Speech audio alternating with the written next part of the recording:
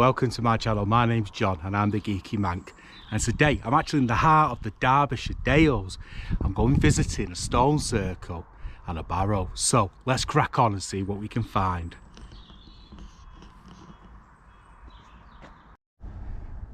So we're now at the entrance of the neolithic Arbor, which is a stone circle. Now I will leave a link below of where it's located, but quickly before we do go over to investigate, just want to show you something.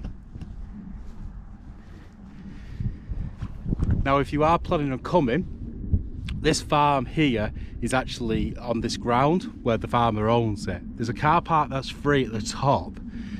Adults are £1 to come and enter, and children are free. So if you want to get your geek on yourself, very reasonable. So let's go and have a look round and see what we can find at the stone circle.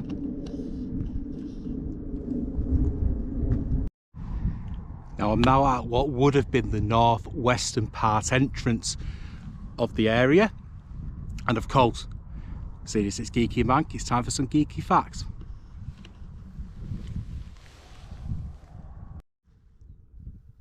Arbor is a well-preserved Neolithic henge.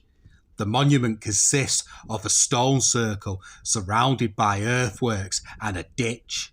The monument includes about 50 large limestone blocks quarried from the local site. The stones are surrounded by an earth bank approximately 90 by 85 metres at the outside edges and 2 metres high, with an internal ditch 2 metres deep. Few henge monuments in the British Isles are as well preserved. So I'm stood at the northwest entrance of the site. There is a southwest entrance as well. Let's take a closer look.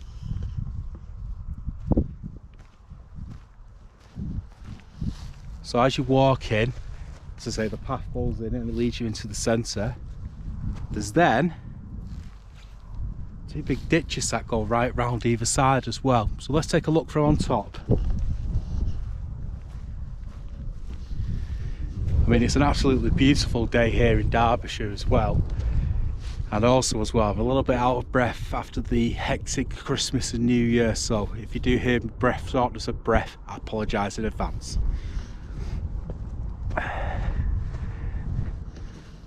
Definitely not a bad way to get some exercise though and start the new year fresh. So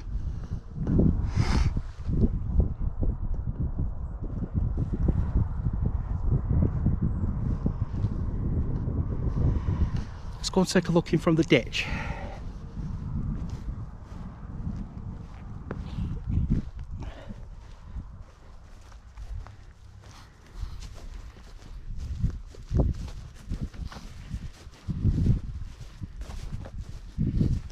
So on this side, it can move anywhere from sort of 2 to 3 metres high.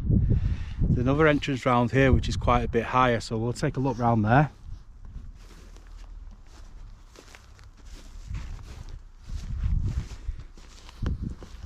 Now apparently as well, there was about 47 to 50 stones.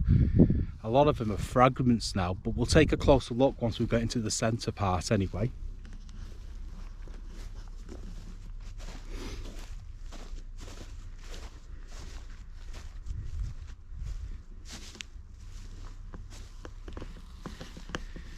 So what I'm going to do is I'm just going to walk around to the opposite end so we can take a closer look from there. So let's crack on. Now just along here is where the southwest entrance of the site is. Now I've come up on top of this bigger mound that's been built, and in all honesty I couldn't really find what the reason is for, but we can get quite a good view from up top of the actual area of the stone circle.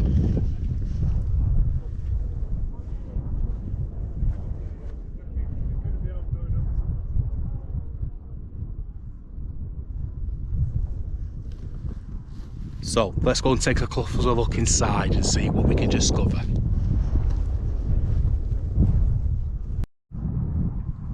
So we're now more into the central part of it, and as I said before, there was probably about 47 to 50 stones that are outlined and within the centre as well. Now the ones on the outline weren't apparently stood upright, they were actually built on a slant and actually dug into the earthworks. Now quite a few of them that remain today, and we are talking about probably a 4,500 year area, have eroded away. But there is still some examples of that and how they would have looked. Let's take a look.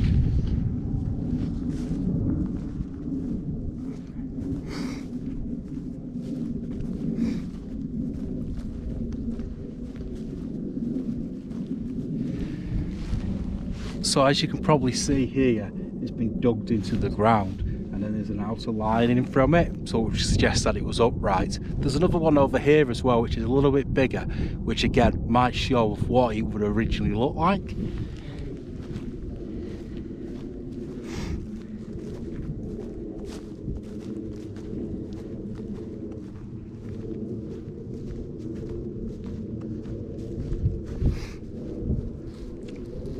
Now, like I suggested, this is a much bigger example of it, and as you can see there, probably would have been dug in the ground and left on a slant. So let's take a look at the middle stones, because I've got quite a few bits of interesting information about them. So let's crack on.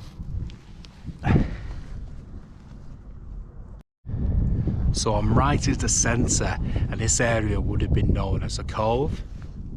Now the reason it's called a cove is because it means that there was quite a lot of upright stones all close together, and it was something that you found in Bronze Age, Neolithic times in Britain.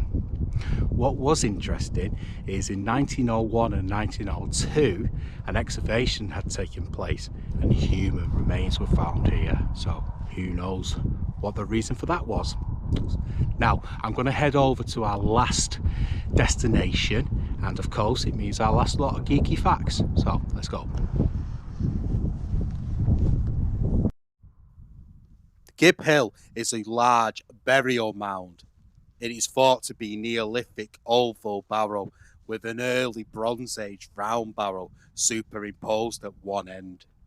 3 excavations were conducted in the 19th century, the first in 1812, a second in 1824 and a third in 1848. Gib Hill and Arbor are part of the same prehistoric monuments. The Neolithic barrow was probably the first element in the complex. So if anyone isn't aware, a barrow really is an area people would cut together and celebrate life. A lot of the time, the dead of these local areas would be buried here as well. I'm now actually just in between both sites. The barrow's just over here, and the stone circle's over here. So, in regards to the barrow, in 1848, a gentleman called Thomas Bateman actually excavated the site. Now, he excavated quite a few different barrows all around the Derbyshire area, and he was quite prolific in that sense. But when he excavated this one, there was actually 2 barrows, one built on top of the other.